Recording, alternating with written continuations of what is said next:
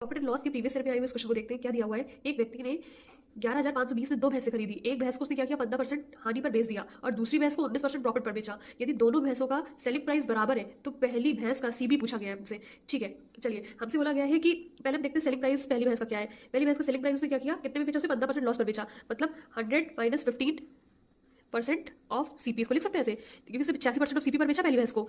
ठीक है, फिर क्या बोला उसने, जो दूसरी भैंस थी उसको किस पर, SP2 मान लेते हैं उसे क्या बेचा, उसने 19% प्रॉफिट पर बेचा। प्रॉफिट पर बेचा तो यहाँ पर प्लस का साइन, परसेंट ऑफ सीपी, तो 119% पर उसे बेचा। ठीक है, अब हमसे आगे बोला है कि यदि दोनों भैंसों का SP बराबर है, मींस विक्रय मूल्य बराबर, बोला SP1 और SP2 बराबर है, तो ये भी इक्वल हो जाएगी 85% ऑफ सीपी। इक्वल लिख सकते हैं क्वेश्चन के अकॉर्डिंग 119% ऑफ सीपी।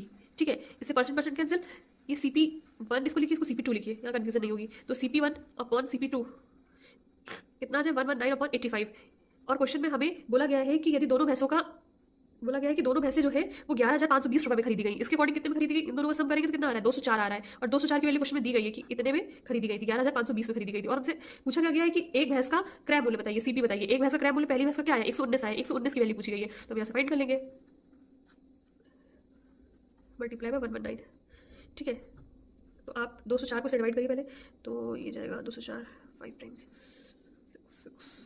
0.47 आएगा, 56.47 का मल्टीप्लाई 119 में करिए तो ये आपका आ जाएगा 6720 आ जाएगा। यही हमारा आंसर हो जाएगा, ये पहली भैंस का सीपी आ जाएगा। Thank you for watching, please like share subscribe my channel.